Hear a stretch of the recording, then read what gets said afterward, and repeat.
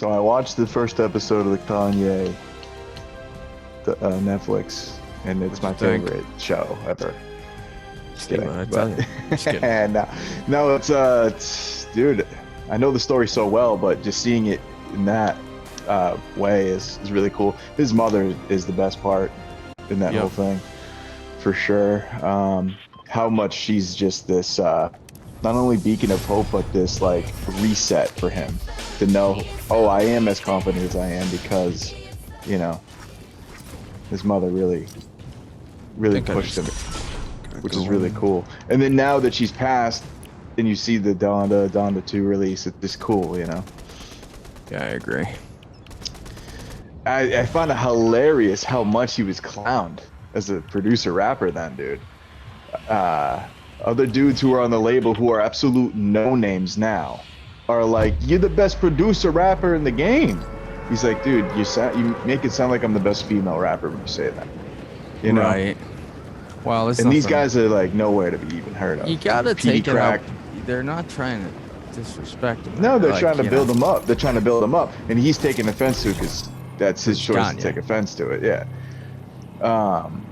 But it's so funny. The first time he tried to put a verse on a Jay-Z track, I forget even what project it was on. I think it was like a Rockefeller, like various artists album, and Kanye wasn't getting the love. I think Dame just wanted to lock him in, not let any other, any other record label get the beats, and he didn't really have aspirations to make him as an artist. You know what I mean? Until he started to get the love from Jay-Z, you know what I mean? But even then, like, he wasn't even that good, man. Like, back then. I think he was good, because you see the stuff with him and Rhymefest, like the whole Jesus Walk shit. Like, as a producer and what he was doing is phenomenal.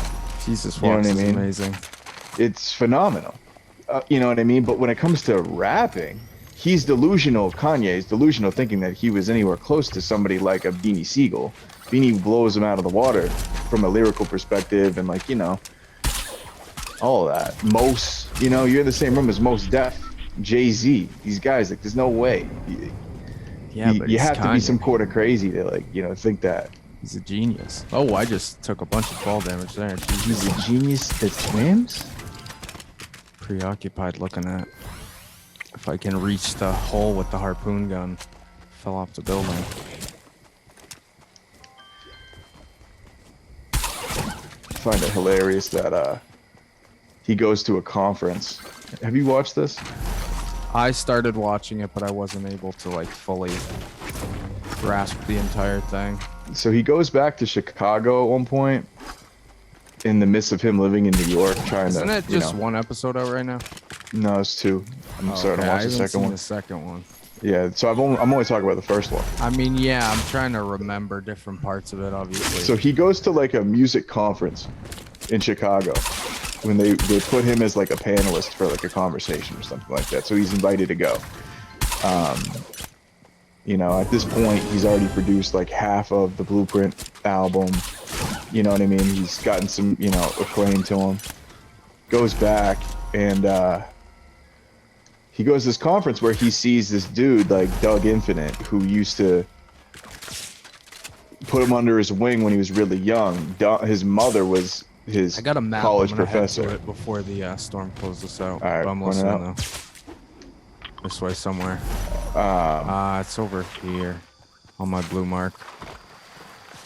So he's at this conference and they're all showing Kanye love, and Kanye's like, yeah, man, these guys, like, if it wasn't for them, like, taking me under their wing, like him and No ID, like, these dudes are the shit, man. Like, I was over their crib when I was like 14 years old making beats.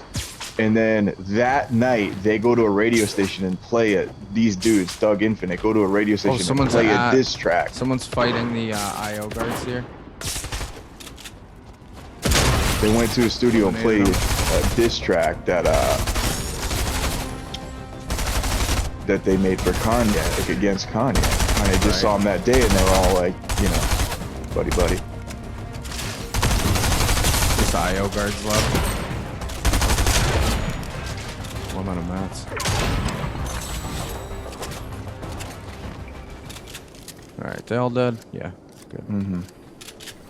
Hit this thing real quick. Dropping a biggie. Yeah, I'm about to drink a biggie. Got 2 slurp fish I'm holding. My map is like right around us. But it goes to show the lineage between cities that aren't New York and LA. How fucking clicky and, you know, like Philly, there's a lot of similarities between Philly and Boston when it comes to rapping. You know, same thing with Chicago. You know what I mean? The fact that there's not many. Where you at? You know what I mean? Oh, totally. I'm gonna drop this purple pump if you want it. Should keep it, but I'm gonna keep the heals. Let me hunt this. Is that another map right there? It is. There's another map in Bugs. Yeah. Bugs, yeah. It's not showing me. Oh, this one's kind of deep. I'm gonna leave it. I got what I need.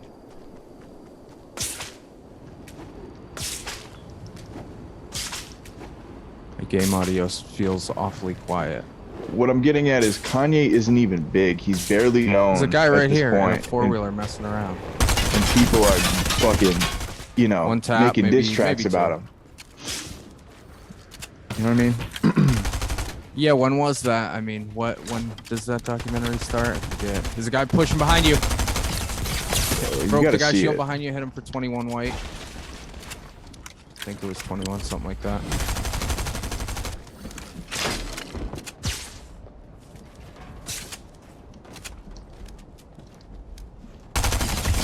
Knocked one. These guys, I don't know if they're messing around or what they're doing. On me.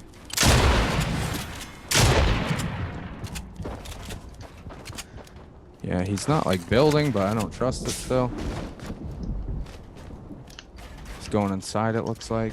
Yeah, he's inside. I'm not gonna chase him in.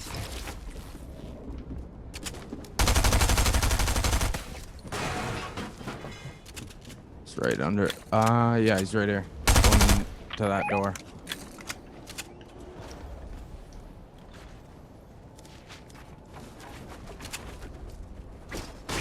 Take his roof if I can.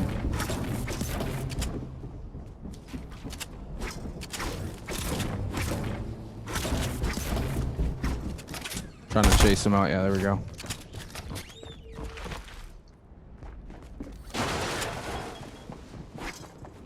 Oh, behind me. Got a point blank his ass. Got him. I tried to point blank him. I had him on one. All I'm saying is it's extremely fascinating. Yeah, I gotta watch it, freshen up on it, make sure I know what I'm. The guy got mad at Kanye because he didn't mention him in a fucking Source or a Rolling Stone interview, but he mentioned no ID. The thing is he did mention the guy. The guy just cut that part out. You know what I mean? Right. So the guy made a diss track, and Kanye went to him. They, you know, met him. Literally get the interaction on video, and the guy's like, "Man, you know, it's all love." And Kanye's like, "Dude, I ain't even fucking big yet. I'm broke like you, and you guys are dissing me." You know what I mean? Like, what the fuck is going on, man? He had to go to the radio station that they just aired the fucking diss track, explained that this dude and him still they're on good terms, not beefing. It's like just dumb shit. And you feel bad for him, you know, because he's in New York trying to bucket, you know. He's in New York trying to make himself be a MC, and no one's taking him seriously. And then he goes back home, and people are shitting on him for no fucking reason. For not mentioning their names in interviews and shit. It's retarded. Yeah. Kanye, captivating as hell. A lot of that though is like crippling self-doubt that he fights through. You can see it in how he walks, how he talks, how he acts. He's so unconfident. He's overcompensating all the time. All the time. And he's around guys like Jay-Z, the most confident being, you know what I mean, in the fucking game at the time. Like, you know what I mean? Yeah, everyone battles with self-doubt, of course, but everyone does. Kanye's might be a little more obvious. Oh, it's, you know, exactly. It's a little bit more obvious than. It's so funny. Exactly. I was watching just a funny Kanye moment. when we were younger, we had seen it, but it just kind of slipped my memory and came back to me as the video popped up. But you ever seen the video of him rapping at that radio station during his come up and his tooth falls out? You ever seen that? No, it's exactly what Kanye. Yeah, that happened to him when he was like talking in an interview. Well, I mean, talking he got his to whole face smashed up in that car accident, so that's what I was like, oh my god, that's crazy. His tooth just fell out in the middle of him rapping, like clinked off the table, you know. And then of course the radio host is like, you know, he's like, your tooth just come out.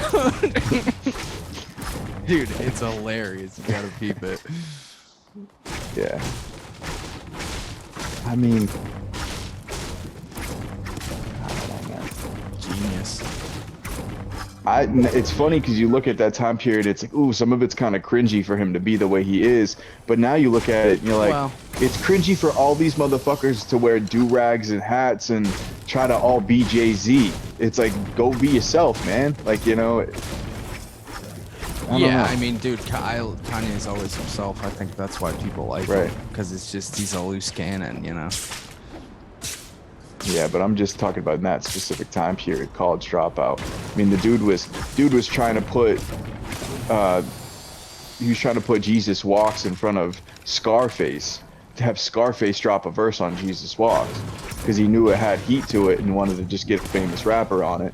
You know what I mean? Yeah. But imagine how much it would have ruined that song to have No, I love Scarface. You know. Oh yeah, no, I agree. Jesus Walks is a Kanye song, and it should be that way. Even Rhymefest wrote the second verse on it, and they didn't put Rhymefest on it. It's just a Kanye song, you know what I mean? It just feels natural that that's the way it is. Breakfast, you know?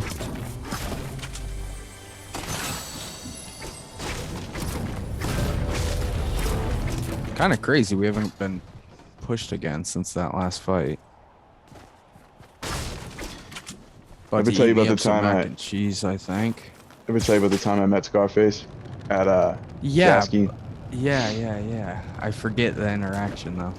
I was with Tooch, so I was a half rapped, you know what I mean? Oh, yeah. And we just went to the show because it was whatever Saturday night, and dude, Scarface is an incredible musician. Dude, I've middle seen of his set, incredible shows at Chesky. Well, no, I know, but just Scarface alone though. In the middle of his set, like whips out his guitar and starts playing like, I forget what it was, but it was something funny as fuck. There's a big shield over there for you.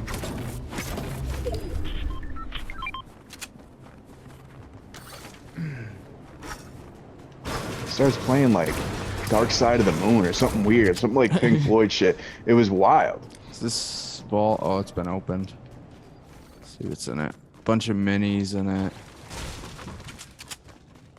Nothing crazy though. I might see if we got fresh slingers, I guess. Oh, you know what else? I don't think I have like virtual sound effects or anything on. I might. I don't know. I haven't noticed or not noticed. No slingers there. Look at this. 10 people left. Yeah. Speaking of seeing people, you know. I saw Jesus Walks. Yeah, I know, it's crazy. Summer Jam and goddamn who knows when. I don't even know what year that was. Me and my mom. My mom brought me. Saw Murphy Lee, bro. Come on. But yeah, Jesus Walks was the coolest thing ever. Kanye's always had a fire show. That was like when he first got huge, you know. I'm like struggling to remember other songs that were played, you know. Obviously. All Through Falls the Wire Down. and All Falls Down, I believe, but All Falls Down might even have been after, for goodness sake. I don't know. But yeah, it was crazy. Dude, it was so cool. I had such a fun time. One of my favorite albums of all time is it was just cool to watch them. Dude, it was, first of all, just like, you know, pyrotechnics, all that stuff going on was just like mind-blowing. But, you know, I believe, if I'm not mistaken, he just came out in an all-white outfit, you know, and was just going in. Or before Jesus Walks, he changed it into an all-white outfit. I don't remember, but something, you know, something very Kanye. And it was crazy cool. Yeah, I saw Murphy Lee. Dude, there were so many people that ended up, obviously I'm kind of halfway joking with Murphy Lee, I like him, but there was so many people at that show that performed that ended up very big, you know. I just cannot get my stuff together with my edits. They are the biggest artists at the time, man. Well, dude, I mean, like, you know. Oh, I'm on fire. There's a guy on the rooftop. You want to try to switch field? Yeah, I'm slinging out. Yeah, everyone's gonna be. There's a guy right under there. Careful. I went and saw. Remember how I pulled that whole thing at the Wyclef shit? When I smoked the joint and passed out in line. That whole situation. That same thing happened in Maynard at Rock the Bells. And we all smoked. What kind of weed we were smoking on at that point? I was smoking whatever. Some bunk fucking salvia.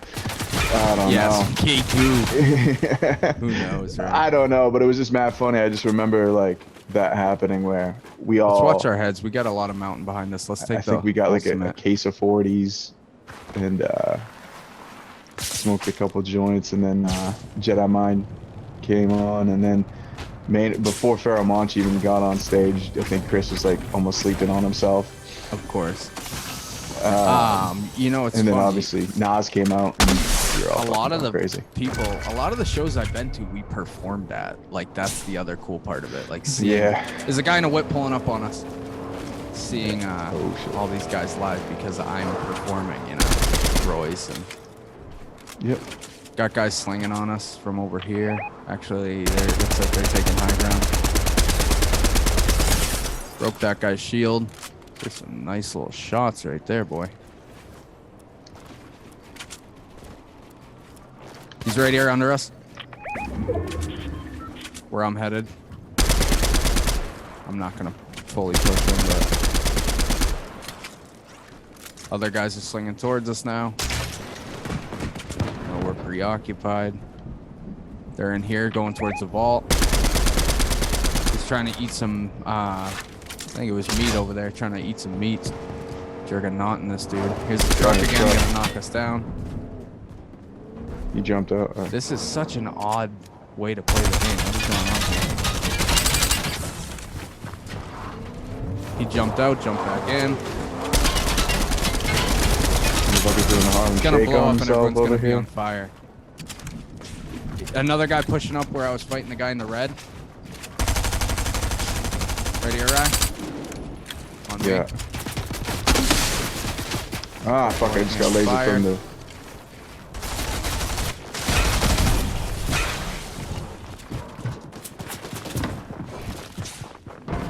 Oh, me in my build.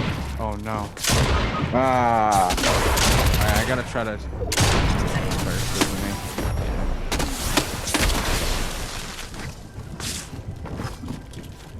I just gotta try to get some stuff off. Oh my god, I'm on fire. Whoa!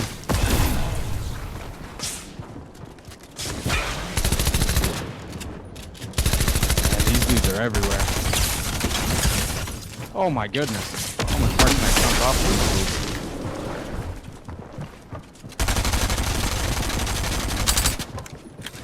dudes? I think my favorite artist that we've ever opened up for, the show, was KRS. I just loved it. I don't know. I was on a KRS kick. Whoa! He should die right there. That was a lot of fall damage. Obviously, Ghostface was cool too, but Ghostface was really cool. But I didn't. The show was more. I couldn't really understand anything that was.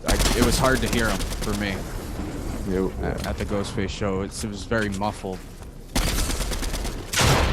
Oh. I just thought it was sick because it was him and he had tried Diesel with him as kid. Yeah, and I agree. And you know what else was cool is they did Diesel Fluid, and I was like, that's hilarious. Like, you know, obviously they both just sat there and rapped Meph's parts, which I thought was even cooler. I was like, this is sick. One of my favorite like tracks off that Legendary Weapons album. And then they did another track that we were like, what was it, man? They did one track and we were shocked. We were like, oh my God.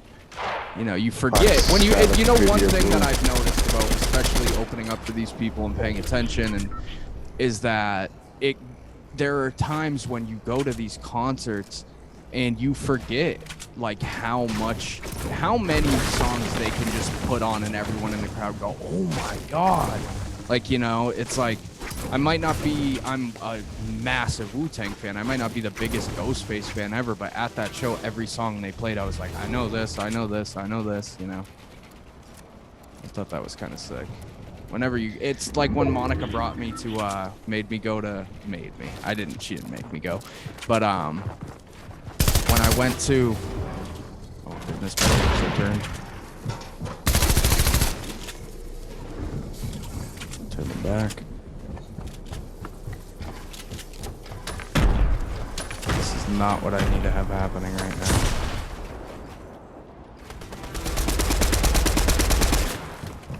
That was a nice little play. I went to Matchbox 20 and the Goo Goo Dolls. And I was like, I know every song that's playing right now, you know? Yeah. Monica sat there and heckled through the Goo Goo Dolls the entire time. What a wacko. Crazy. It was, I mean, I actually did kind of love it. We were drinking. It was horrible, and I would never do that, ever. But, whoa. But, yeah, shoot.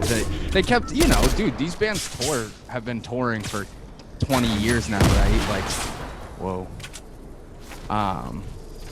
They want to try new things and they want to, you know, get the drummer was singing and she's like, let's play some hits.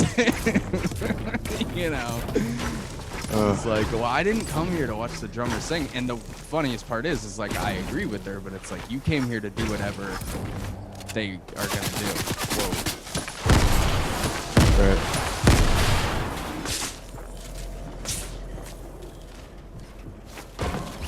Whoa. Dude just fell to his death in front of me. 400 wood and 100 brick right there or something from that guy. Nice. Is he up there? Is he below me?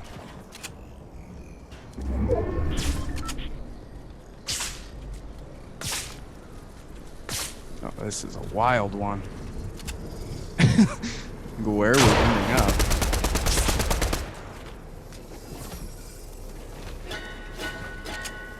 Rob Thomas was amazing. That's all I'm gonna say, though. Dude, it was crazy. Oh yeah. It's definitely a '90s dude. Like I had a moment where I was just like, wow, like I do enjoy this a lot, like regardless of, you know, I've heard these songs 10 million times. Oh, that's not how you want that to happen. Yeah. Oh. What? Yeah, that's retarded. That guy had 28 health. He's the last guy. I think one of the GG's. Couple good moments though. Like meeting Royce was cool because like when I went and talked to him for a little bit, like he was just very open to. At that point in time, he was doing sound check, and I walked up to him and I was like, "Hey man, I'm actually going to be performing tonight." He's like, "Oh man, that's dope." And I was like, "Can I get a flick with you?" And then I was with Kyle at the time, Reardon, and then he took a pic, and then he's like, "Kill it tonight, man! Like, dap me up." I was like, "Dope." You know what I mean? Didn't have to do that. Yeah, I dude, and I obviously didn't finish my small interactions like that because those are what make the shows. That's why I keep saying like shows we performed at, you know, because like it almost makes the whole show in a different perspective after you get to hang out with these people, you know. Like one small one that I thought was really cool that we did was when we did the Cess Crew show.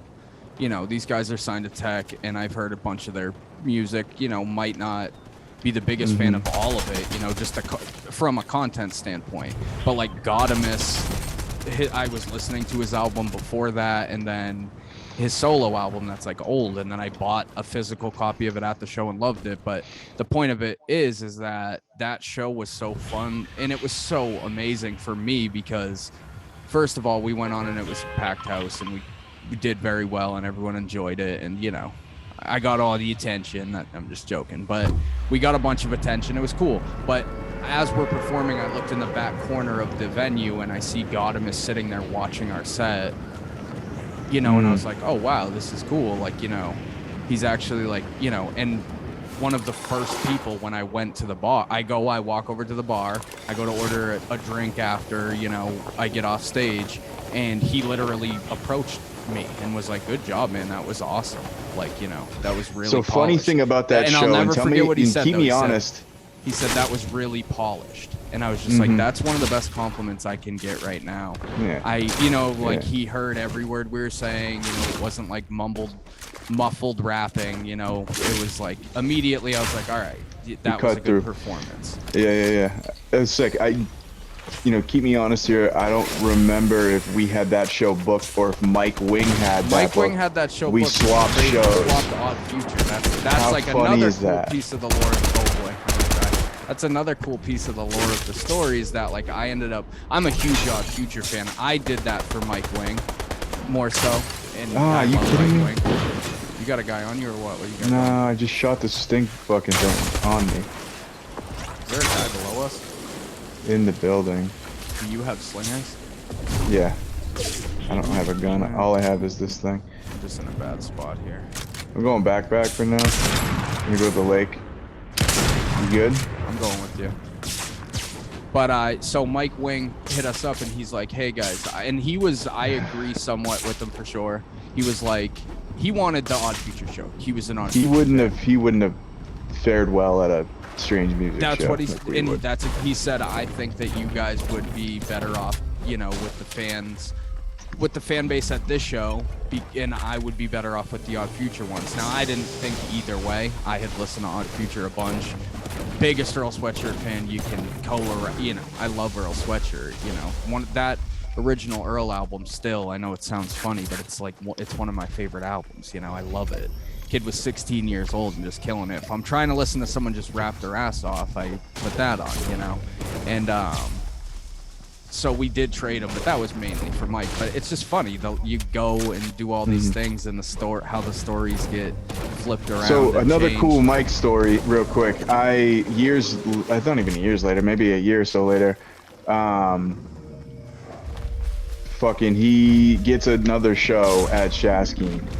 And this time he's opening up for DOS Effects. Yeah. And I was on this DOS Effects kick just for some reason. And I was, you know, at work or something. I was talking to him about it. And he's like, why don't you come, we'll do chips and salsa or some shit we'll do. And then I'll let you spit a verse or something. And, you know, anytime you get showcases like that, you know, piggyback and help people out. Mike was always like that. So what was even fucking really cool about that show is at the end, DOS Effects was like, who are the MCs here? Anyone want to hop on stage? And of course, I'm like half rapped at that point. And I'm like, yeah, go up right away. I'm trying to think of his fucking name. It's going to kill me that I don't remember. But hands me the mic right away. Spit a verse, you know, happened to, you know, I forget the fucking verse I spit. It was something like that, like, lyrical clad, the hey you parallel that whole verse, and then right away I had him in the palm of my hand because like that's the style he's always been coming up with. After the show, you know, gotta chop it up with one of them, and then the other one was like, yeah man, fucking dope man, you're nice, very nice, you know, it was really sick. I had a couple of experiences like that with a lot of like, you know, relatively well-known MCs, and those are the reasons why you keep doing it, because you just get the love from certain people and it justifies your efforts, and that was definitely one of those moments. But what a blast. What a blast. I'm just trying to think of another one. I met obviously Prodigy and Havoc. That was a big one. Like so ESP, you know, used to run with us with Massacre. Ian got him the show for Mob Deep. And as kind of a hype man at the Shaskeen, motherfucking Shaskeen again. That's so what I was talking about. I get there early with Shane, you know, we go through kind of sound check and stuff, and head towards the circle. You know, I'm there forever. with Shane. I'm supposed to be his hype man. I don't know any of his fucking music. You know what I mean? It was one of those situations where it's like Sean Byrne, rest in peace, would have been the one doing this. Do you know what I mean? And I don't know any of his music. And but whatever. You know, fuck it. I can still be a hype man. Dude, me and ESP have been there before on stage together where we're just trying to figure it out. So yeah, I mean, dude. And then so Shane goes on right before Mobb Deep, and I go out there. I'm helping him do his set. I have a couple tracks with Shane, so we do those tracks. Yeah. And then now it gets to be like closer to the end of the set, and then IBI comes up to me, and he's like, "Hey man, it's gonna be like another half hour for them." And Shane's rapping at this point. He's on the mic, rapping, and me and IBI are talking on the side of the stage. He's like, "I mean, just you guys want to keep rocking or whatever?" Like, and I'm like, fucking man, we'll just keep it. Right? We'll just keep it rocking because we're here. We got people's attention. We're killing it. What are we gonna hop off stage and then watch Myth just spin records until they come on? Like, we're here. We got the slot. Let's keep rocking. So, like, a little bit through his set, I look at Shane and I'm like, so, you know, Prodigy and Havoc, they're not coming out here for at least another 45 minutes, dude. And we're, you know, halfway through your set. Let's just throw on instrumentals and rock. At least for like 10 minutes. Let me kick a couple verses. I'm now going in the fucking brainberry trying to remember party trick, you know? all the verses. Dude, there's been times where I've been rapping verses I wrote when I was 13 years old because I was like, I've been rapping up here for 20 minutes. Like, I'm in the corner trying to rap my way out of it, and that's kind of what happened. But it was a cool, you know, response from the crowd because obviously we had their buy-in because I told them, I'm like, kind of like, yeah, so we're just gonna keep rocking for a little bit. If you guys don't mind, we're just kind of do what they traditionally do here on some, you know, Sunday nights here at Chasky. They throw beats on and we just kick it. You know what I mean? It was kind of a you know, pat on each other's back. Oh, yeah. And then me and Shane probably we dumped on them every verse that we fucking remember in our lives. Right. You know what I mean?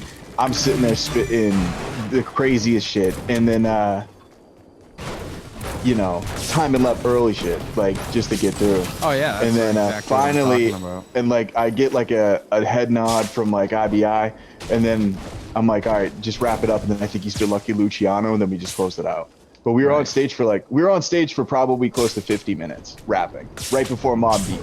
You know what I mean? Which is really dope. You know what I mean? Keeping everyone rocking with us. It was a good thing. Yeah, I didn't end up at that show, which is actually really surprising. Getting to meet Prodigy before he passed and Havoc, that was really cool. Guys they're like terminology. They're 4 feet tall. It's so funny. You see him on TV forever, and you realize dude, when you meet him. I'm super short. People probably think the same. Well, I'm not super short, but sometimes you meet people and you're just like, damn, TV makes you look tall or whatever it is. You know? Me idolizing you makes me think that you were a giant. Bigger, yeah. That's kind of what I'm getting at. I felt like that with terminology the first time, but I knew Term was a short guy. But I was still just like, oh shit. Yeah. These guys are trying to hit us with these stink bows. Yeah, that guy in particular is very low. Yeah. He wants a stink bow fight? Should we push this guy since he's hitting us with stink bows? Or? He says he wants a stink bow fight. Shada said that he got a triple beam scale. All right. Knocked his buddy, but he's still here. I mean, I finished his buddy. I gotta reload my SMG and I'll take him down.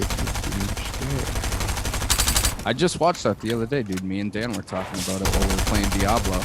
And I was just in love with it all over again. Like a Jim. Oh, Jim. Oh. He's one tap. He has 10 HP. Pickaxe. Literally pickaxe. Oh, guy in the building behind you. I can't build over here because cactuses are everywhere. That's what's going on. Well, I just pickaxed that dude, so there's that. Just give me a second to drink this soda. Let me get you a soda. He's a bot. Oh, what? I'm over here again. I'm building. I'm getting my shields off. I'm getting wrecked. It's crazy that we're getting bots. Like literally account level 2000. I don't know. I don't know.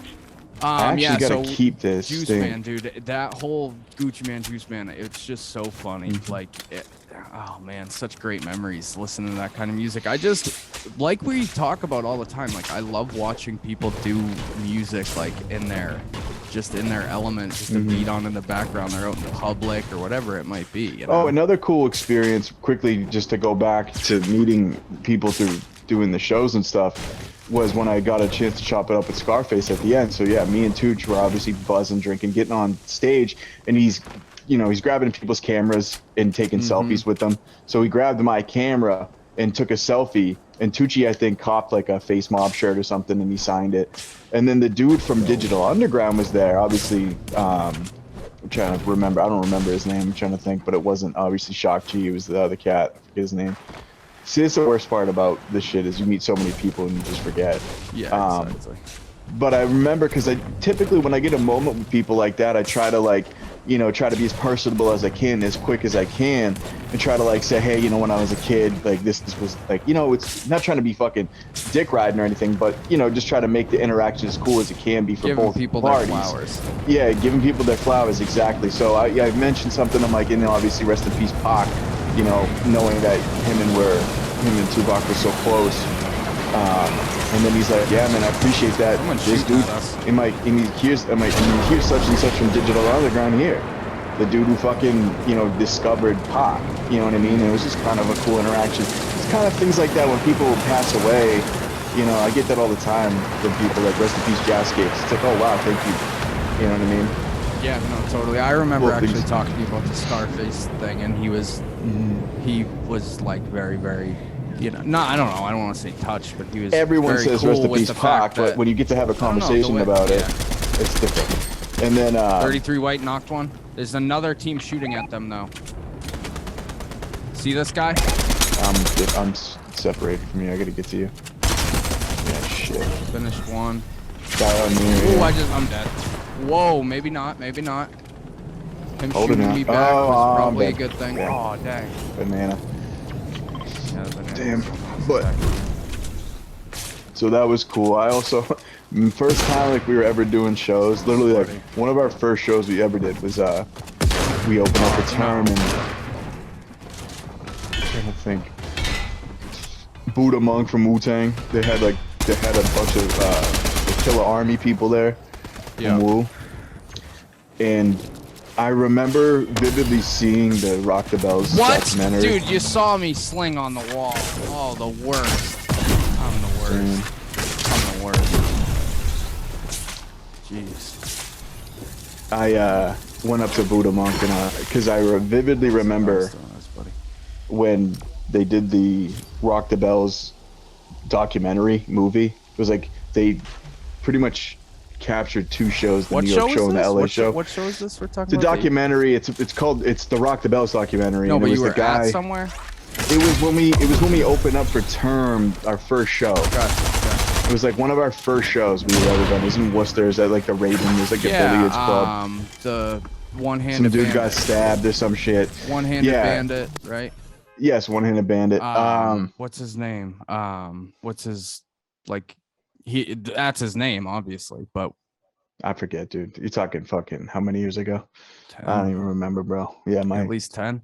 My memory fails me in my old age, bro. But I do remember going up to Buddha Monk and saying rest in peace, ODB. Yeah, talking to him for a little bit. I forgot about Buddha Monk being there. We were chatting with him, and then if you ever go and watch the documentary though of the Rock the Bells show, there's clips of Old Dirty Bastard like walking away from the show, trying to get fucked up.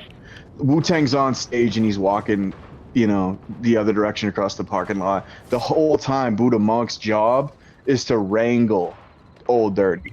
You know what I mean? Just where is Old Dirty? And then half the time, Buddha Monk's getting fucked up with him. You know what I mean? And he's off doing his own thing.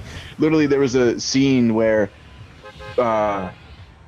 Old Dirty's sleeping on himself in a fucking hotel room. Buddha Monk's there, giggling, getting all fucked up. And then the guys come in like, we go on stage in 2 minutes. And you guys are 20 minutes away from the venue of getting all fucked up. You know what I mean? Just that time period with ODB, how reckless it was, and how much Buddha Monk was ingrained in all that Wu-Tang shit at that time period. So when you see him in real life, you go, oh, whoa. you know, hey, rest in peace to your friend, dude. Like the dude that I know that. Oh, dude, know. it sort of goes back to when seeing someone in person and they're short or something. When you see someone in person, like, dude, I remember the first time I saw Wu-Tang in person, I was just like, whoa, they're real people. Like, Yeah, I remember superheroes. just being like, whoa, this is the guys that I've been my entire life listening to. You know, it was weird. And then hearing them rap, and like the first show I went to, I forget where it was, but the first Wu show I went to was just too many people on stage walking around talking, you know? So it wasn't as special, but then like, dude, I've seen Wu so many times now. But when I saw Method and Reddit Still High with Zach Divine and Scherzer, and you know, like, dude, that was like one of the best moments of my life. Then we went and saw Wu-Tang. Why isn't this guy getting hit by my... What the hell? Yeah, the Red MF show is much more polished than a Wu-Tang show. Just by sheer numbers of people, dude. Red MF was the Still High tour, so it was all the How High stuff, you know, from that era. And then, dude, I threw a blunt. Oh, there's a guy that just opened that door. I threw a blunt on stage. Method Man picked it up and started smoking on the thing, dude. Just one of the best experiences ever, man. Oh, man. Yeah.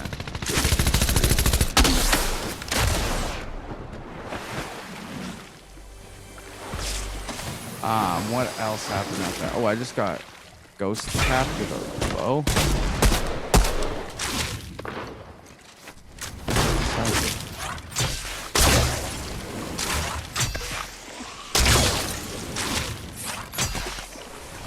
But then me and you, so once again, a show that we didn't perform at, but was amazing, was when we went and saw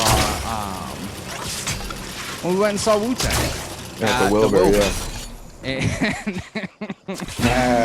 dude, where we get there and our tickets were like decent, they're fine. Like if you've ever been to the Wilbur Theater in Boston, like you understand that it's like sectioned off, you know. So like we didn't have like floor tickets, you know. We had this little section that was basically the floor, but like we couldn't walk directly and put our, you know, we couldn't belly up to the stage kind of thing, you know. We had to be in this little guardrailed off section, and the whole time we're like sneaking to we're trying to work on our the floor. way. We knew we were going to get in there eventually. And oh yeah, 100%. I was like, we'll just wait for a little bit of chaos. Since this place fills up, we'll scoot out of here.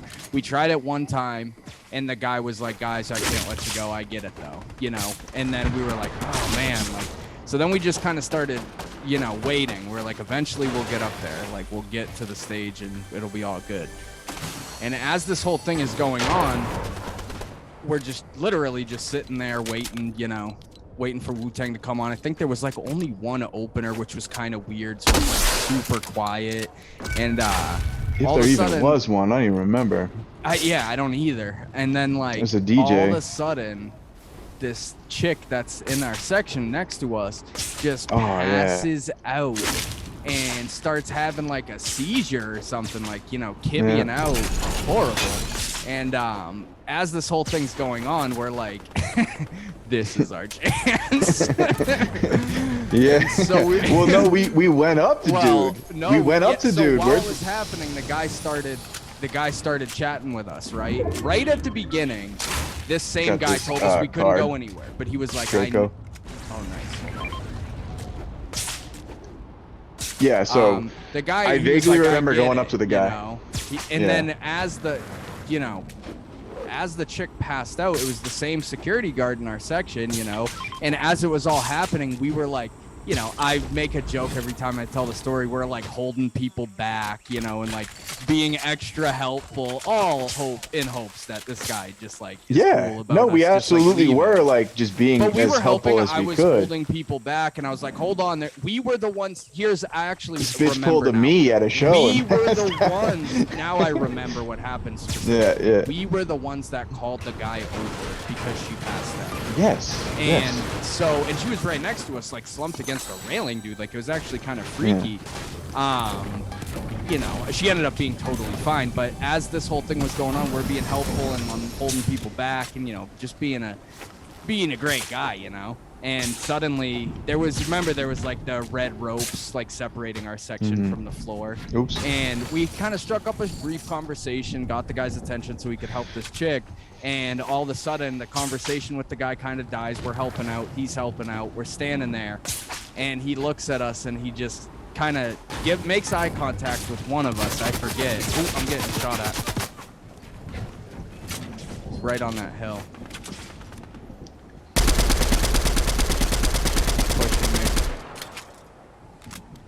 I got the other guy with me. Oh, he just ate him. Oh my goodness, really? Getting mopped right now. Yeah, me too. Oh shit. Oh shit. That's probably gonna do it. That guy smokes me. But the funniest thing was the security guard makes eye contact with us. We're still trying to get the girl to, respond and everything. She's season out. And the guy just kind of looks at us and he just grabs grabs the velvet rope and just undoes it and says, go ahead. Yeah. Ooh, pickaxe. That was brutal. What I was dying anyways.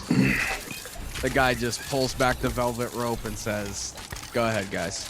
I don't even know if he said anything, but he said it with his eyes. No, like, he fucking said, go ahead. You guys are good.